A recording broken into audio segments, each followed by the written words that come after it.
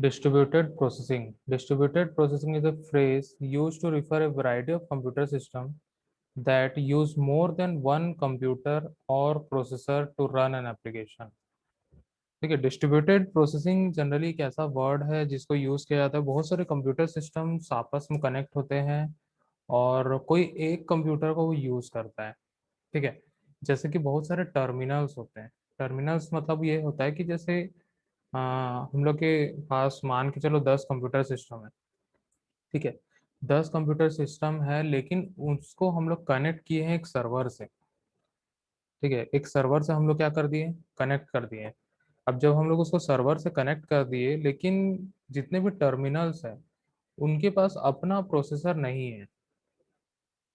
ठीक है, या फिर हो सकता है कि उनके पास भी अपना प्रोसेसर हो। ठीक है, पहला कंडीशन हम लोग के मान के चलते हैं कि हम लोग एक 10 कंप्यूटर सिस्टम लगा के रखे हैं। 10 के 10 कंप्यूटर जो है एक सर्वर से कनेक्ट है। सर्वर से कनेक्ट है और पूरे 10 सिस्टम में कोई भी प्रोसेसर नहीं लगा हुआ है। मतलब अगर कोई एप्लीकेशन रन हो रहा है, ठीक है, तो वो प्रोसेसर किसका यूज करेगा, उस सर्वर का यूज करेगा। ठीक है, तो ये सिंगल प्रोसेसर सिस्टम हुआ। ठीक है, ओवर द नेटवर्क। वैसे ही अगर हम लोग को कोई एप्लीकेशन चलाना है, जैसे बहुत सारे बड़े बड़े सॉफ्टवेयर्स होते हैं, ठीक है, जिनको सर्वर से कनेक्टिविटी की जरूरत पड़ती है। ठीक है, जैसे मान के चलो माइक्रोसॉफ्ट विंडोज है। ठीक है, अगर विंडोज पे कोई भी एप्लीकेशन चलाना है, ठीक है, कोई भी एप्लीकेशन चलाना है, तो उसके लिए हम लोग को किस चीज़ की जरूरत पड़ती है, ऑपरेटिंग सिस्टम की जरूरत पड़ती है, जिसको हम लोग विंडोज बोलते हैं। ठीक है, तो वैसे ही अगर विंडोज का हम लोग सर्वर एडिशन अगर हम लोग डालें, ठीक है, अगर मान के चलो 10 कंप्यूटर है हमारे पास और 10 कंप्यूटर में से एक कंप्यूटर जो है वो सर्वर है, तो बाकी 9 कंप्यूटर क्या है, वो नॉर्मल जो जैसे रेगुलर कंप्यूटर्स होते हैं वैसे। ठीक है, तो 9 कंप्यूटर में कोई भी ऑपरेटिंग सिस्टम हो सकता है। कोई भी का मतलब है विंडोज में। ठीक है, कोई भी वर्जन, चाहे विंडोज 7 हो, 8 हो, 10 हो, कुछ भी हो।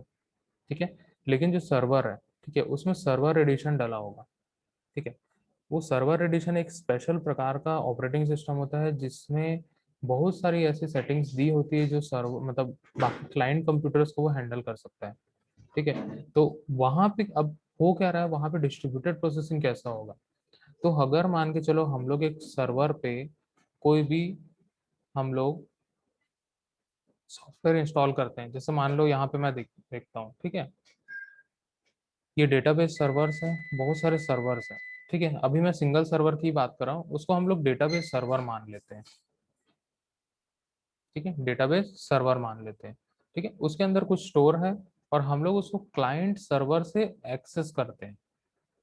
ठीक है, ये एप्लीकेशन सर्वर से ये डेटाबेस सर्वर कनेक्ट है।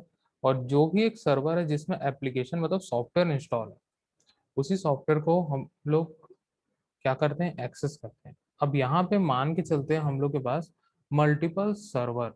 ठीक है, एक या एक से ज्यादा सर्वर। ठीक है, हम लोग का कंप्यूटर का नेटवर्क जो है काफी बड़ा है और वहाँ 2 या 3 4 5 जितने भी सर्वर्स है वो है हमारे पास। ठीक है, तो यहाँ पे हम लोग मान के चलते हैं एप्लीकेशन सर्वर 1 है, एप्लीकेशन सर्वर 2 है, एप्लीकेशन सर्वर N है।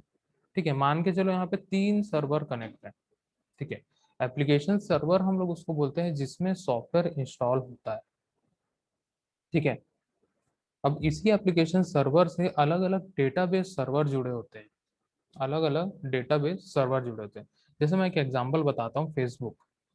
ठीक है, फेसबुक अपने आप में इतना बड़ा सॉफ्टवेयर है, इतना बड़ा पोर्टल है, जिसको प्रोसेसिंग की भी जिसको प्रोसेसिंग का भी मतलब रिक्वायरमेंट होता है, डेटाबेस का भी रिक्वायरमेंट होता है और भी अलग टाइप के ग्राफिक्स का भी उसमें रिक्वायरमेंट होता है।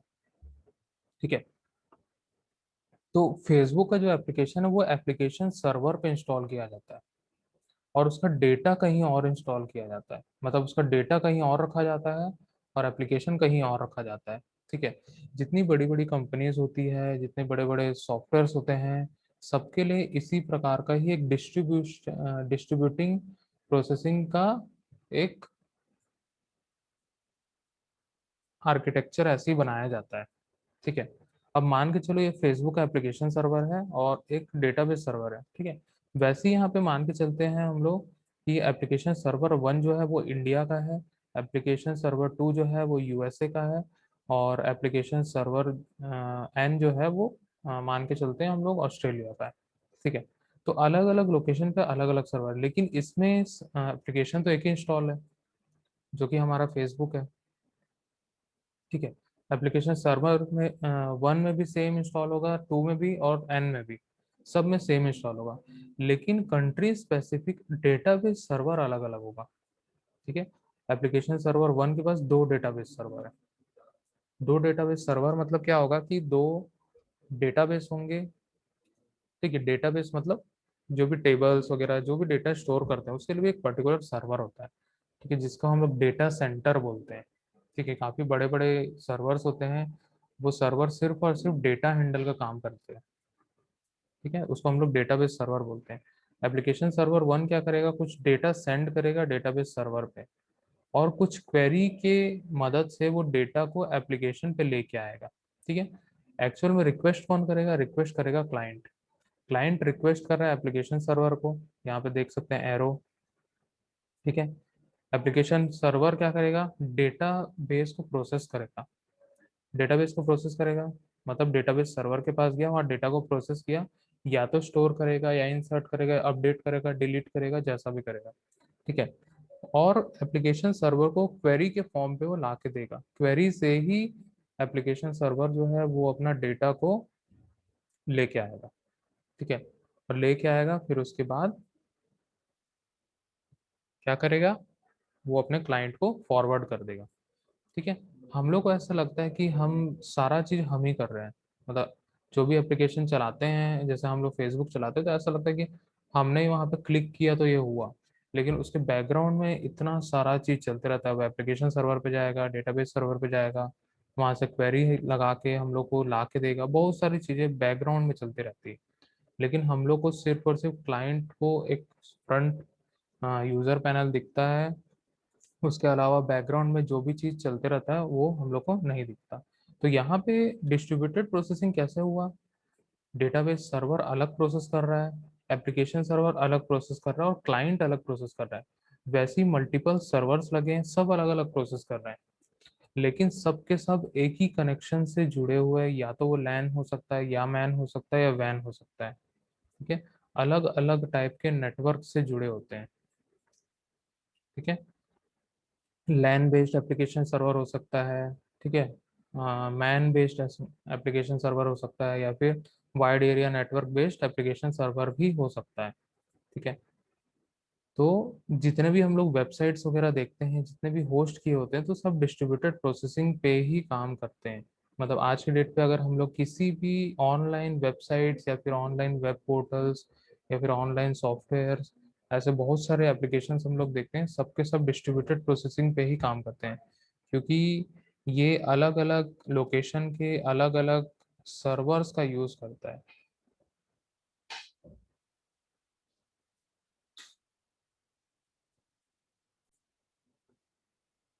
This includes parallel processing, which is a single computer used and more uses more than one CPU to execute programs. ठीक है, ये क्या करता है, पैरेलल प्रोसेसिंग करता है। पैरेलल प्रोसेसिंग मतलब एक ही टाइम पे मल्टीपल सीपीयू में एक एप्लीकेशन को रन करता है। ठीक है, एक ही टाइम पे मल्टीपल सीपीयू पे, मल्टीपल सीपीयू कैसा हुआ, लैन बेस्ड। ठीक है, कनेक्शन एक कंप्यूटर नेटवर्क से बना हुआ है, और अलग अलग कंप्यूटर में अलग अलग सीपीयू है, तो सभी में एक साथ प्रोसेसिंग करेगा। ठीक है, more often however distributed processing refers to a local area network LANs designed so that the simple program can run simultaneously at various sites। ठीक है, तो इसका एक अच्छा एग्जांपल बताता हूँ। हमारे लाइब्रेरी में एक ओपैक करके एक सॉफ्टवेयर है। ठीक है, वो वहाँ पे जाओगे तो एक लाइब्रेरी के अंदर कंप्यूटर है जो सर्वर है, और बाहर में 3 सिस्टम रखे हुए, तीनों में सेम सॉफ्टवेयर चलता है। जो भी हम लोग उस सर्वर में एंट्री करेंगे, ठीक है, सारा चीज हम लोग को उस सिस्टम में भी दिखेगा। ठीक है, तो वो एक प्रकार का क्या हुआ, डिस्ट्रीब्यूटेड प्रोसेसिंग हुआ। ठीक है, क्या हुआ, डिस्ट्रीब्यूटेड प्रोसेसिंग हुआ, तो इसी प्रकार से ही काम करता है।